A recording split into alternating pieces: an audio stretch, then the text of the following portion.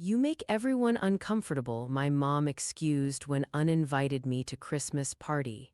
There's no longer money support, I declared. Then the true betrayal was revealed.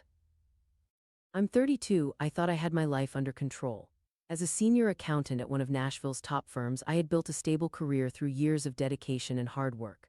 My life was orderly, predictable, and fairly ordinary, exactly how I liked it. But last Christmas, everything changed.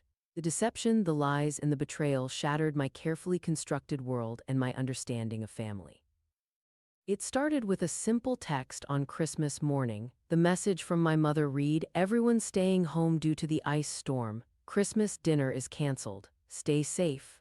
I had spent the previous evening preparing the dishes I was supposed to bring. Now they sat in my refrigerator waiting for a dinner that wouldn't happen. Living in Nashville, I understood that winters could get unpredictable. Ice storms weren't uncommon, and it wasn't unusual for plans to change at the last minute due to weather. I had seen my share of canceled events and rescheduled gatherings over the years. So when I received my mother's text, I didn't question it. Instead, I tried to make the best of the situation. I settled in for what I thought would be a quiet Christmas alone. I made myself a cup of hot chocolate with the special Belgian cocoa I'd been saving, wrapped myself in the handmade quilt my grandmother had given me years ago, and started watching holiday movies. But around 3 p.m., while absently scrolling through Instagram, my phone froze in my hands. There it was, a post from my cousin Nina. The caption read, "Perfect family Christmas at Kelly's. So blessed to have everyone together. Family traditions, Christmas dinner." The timestamp showed it had been posted just minutes ago. The photo showed my entire family, all gathered around Kelly's elegant dining table, smiling and laughing. There was my mother and father, my aunts and uncles, my cousins, even my grandmother. The same grandmother who had taught me how to make that sweet potato casserole that was now sitting untouched in my fridge. They were all together wearing festive sweaters, sharing in a perfect holiday celebration that didn't include me. There was no ice storm, there never had been. I scrolled through more pictures, my heart sinking with each swipe. There was my dad carving the turkey, looking healthy and strong. The same dad whose medical bills I had helped pay after his back surgery last year. I had taken 3 weeks off work to care for him, changing his bandages, driving him to physical therapy appointments, and managing his medication schedule. Now here he was, smiling broadly at a celebration I hadn't been invited to. My mom was there too, arranging her signature Christmas cookies on the fancy serving platter I had bought her last year. She looked perfectly at ease, showing no sign of the woman who had called me in tears 6 months ago when they were at risk of losing their house. I had dipped into my savings to help them catch up on their mortgage payments, working overtime for months to rebuild my emergency fund. I remembered how she had hugged me then, telling me what a blessing I was to the family. My nieces and nephews were opening presents, their faces bright with joy.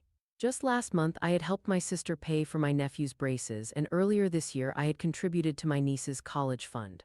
I was always the one they called when they needed help, financial advice, emergency loans, last-minute babysitting. Yet here they were, celebrating without me. It was like watching a nightmare unfold in real time. They had deliberately fabricated a lie to exclude me from their celebration. This wasn't the first time I had been left out, but seeing the truth so blatantly displayed on social media made the reality unbearable. All those times I had rearranged my schedule to help them, all those nights I had stayed up late doing their taxes or reviewing their financial documents, all those weekends I had spent helping them move or paint or renovate, none of it seemed to matter. I felt physically sick to my stomach. The betrayal stung worse than anything I had ever experienced. I thought about the countless hours I had spent helping my mother organize her finances after she admitted she was drowning in credit card debt. I had even helped my cousin hosting this very Christmas celebration, set up her small business's accounting system last year, free of charge, of course, because we're family. The next morning, my phone rang. It was my mom. She spoke as if nothing had happened. "Hi, honey, hope you had a nice, quiet Christmas. We missed you." Her words were like poison. I could hear the casual cruelty in her tone. How could she speak to me like that after everything I had seen? I felt my fists clench as I tried to keep my voice steady. Really? I managed to say, because Nina's social media posts show everyone had a wonderful time at Kelly's house, everyone except me. There was a long, uncomfortable silence on the other end. Then my mom stammered, "Oh, well, Kelly organized it last minute, and you know how you can be at gatherings, always so quiet, making everyone uncomfortable." I could feel the weight of her words as they sank in. I couldn't understand how she could say that to me. What, so you thought it would be better to lie to me, to make me spend Christmas alone while pretending everyone else was doing the same? She tried to backpedal. "Oh, don't be so dramatic, Catherine. We were just trying to avoid any awkwardness. You know how Kelly wanted everything to be perfect." I had heard enough. I asked, "How many other gatherings have you lied to me about? How many times have you made me feel like I wasn't part of this family?" There was a telling silence, followed by her weak attempt to justify everything. "Catherine, you're just being oversensitive. This is why we didn't invite you. Kelly puts in the effort to be part of the family. You're always so busy with work." I couldn't believe what I was hearing. Busy with work? You mean busy helping pay your mortgage, busy taking care of Dad after his surgery? I couldn't stop the hurt from spilling out. "I've always been there for you, and this is how you repay me." Her response was cold and dismissive. "If you're going to be like this, maybe it's better if we give each other some space. Call me when you're ready to be reasonable." And just like that, she hung up on me. I sat in silence, holding my phone, feeling the weight of my reality crash down on me. This wasn't just about one Christmas dinner. This was about years of subtle neglect, years of being pushed aside and never being good enough for my family. I had spent my life trying to earn their love and approval, but it was clear now that I would never get it. That was the moment everything changed, the moment I stopped making excuses for them, the moment I realized I wasn't the problem, I wasn't the one who needed to change. Update 1. Hey y'all, I'll continue my story right now. The next few days after Christmas were a blur of notifications and emotional turmoil. My phone constantly buzzed with messages from family members, each one bringing a new excuse, a different justification for why I had been excluded. That was the final straw. I spent the next several hours composing an email to my entire family. My hands shook as I typed, but my mind was clear. They needed to understand exactly what they had done to face the reality of their actions without the comfortable shield of their excuses. "I've seen the photos from Christmas dinner," I wrote. "The dinner I was told was canceled due to an imaginary ice storm.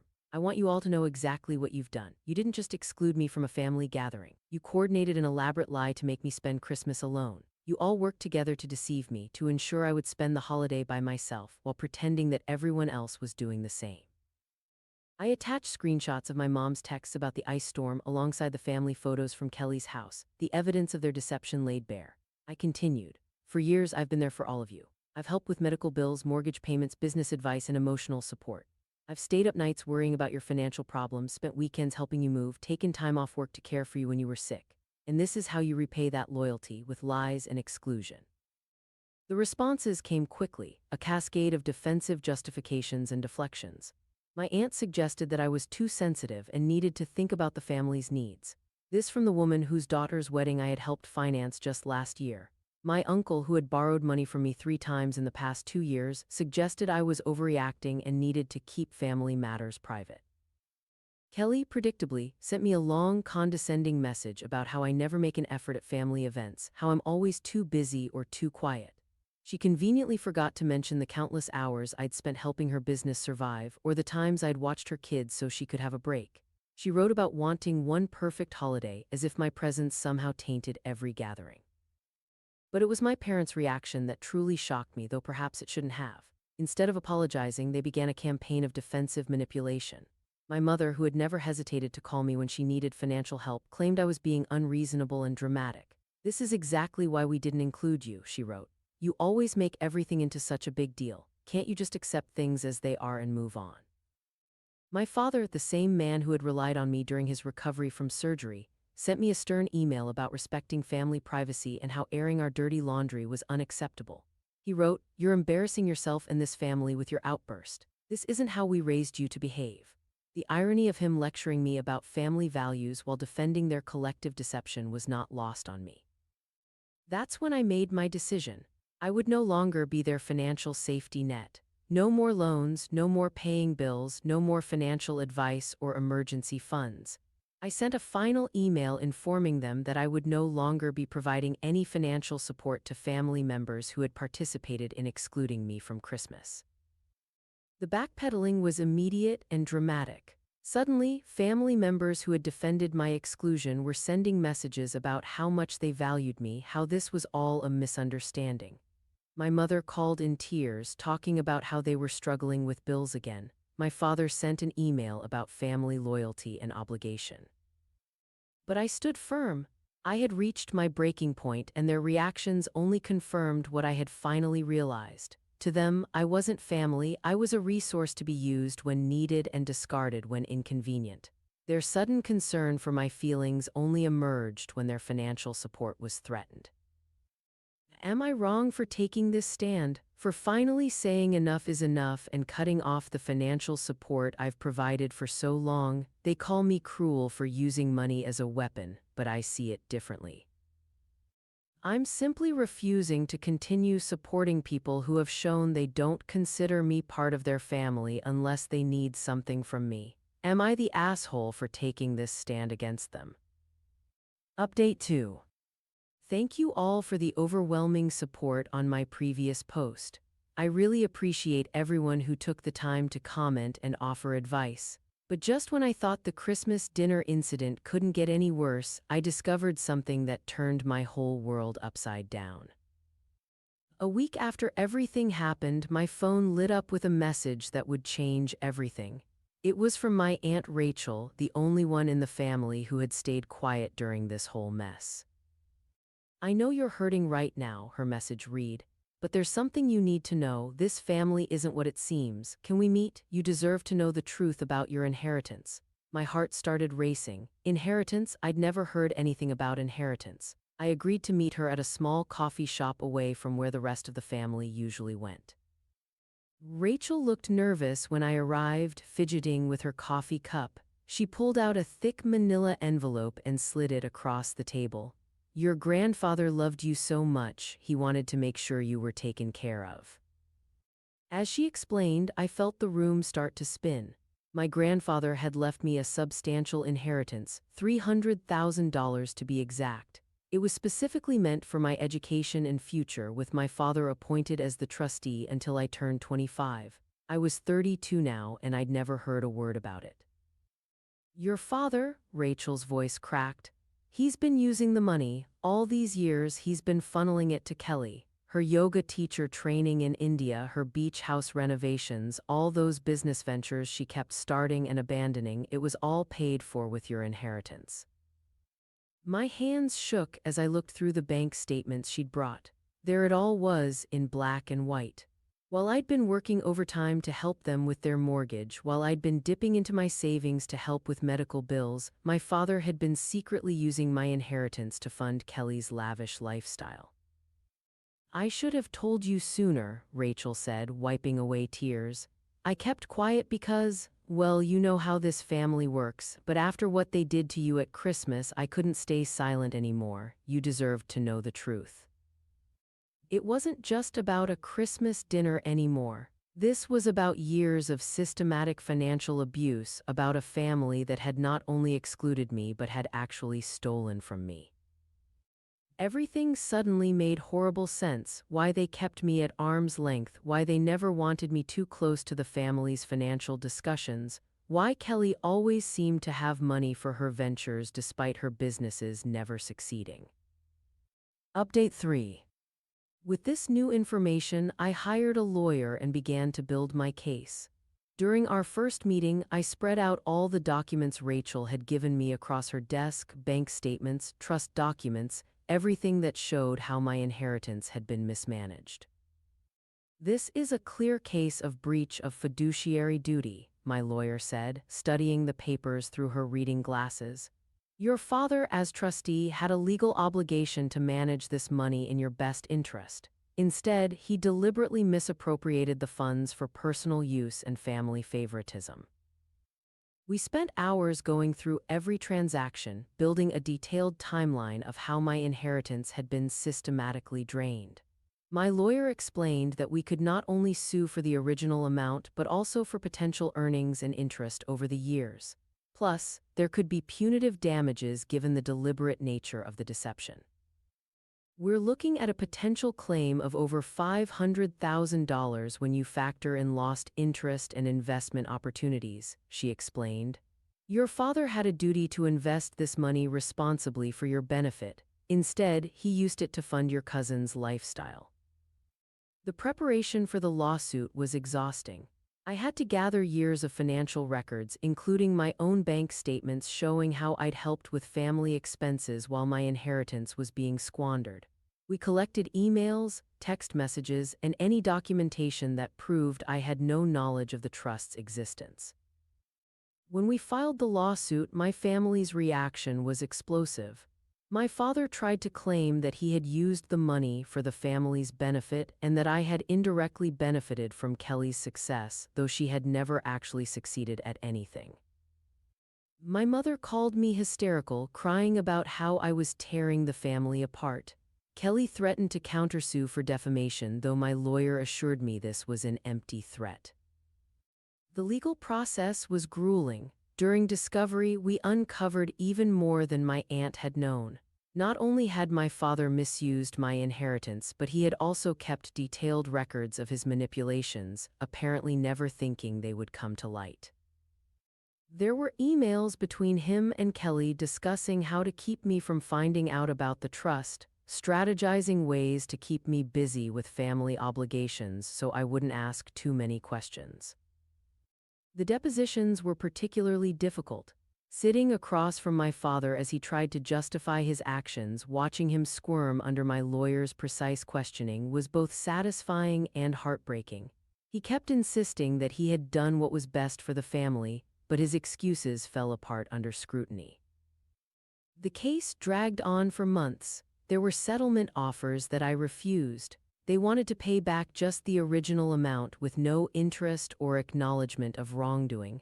My father tried to use family members to pressure me into dropping the case, but I stood firm. The breakthrough came when we subpoenaed records from Kelly's various business ventures. The paper trail showed not only how my inheritance had been misused, but also revealed potential tax fraud in how the funds had been reported. This discovery strengthened our position significantly. Finally, after 9 months of legal battles, we reached a settlement. My father agreed to pay back the full amount of the inheritance plus interest, totaling $527,000. He would have to sell his vacation property and take out a second mortgage to pay it. Kelly would have to liquidate her beach house, the one renovated with my money, to contribute to the settlement.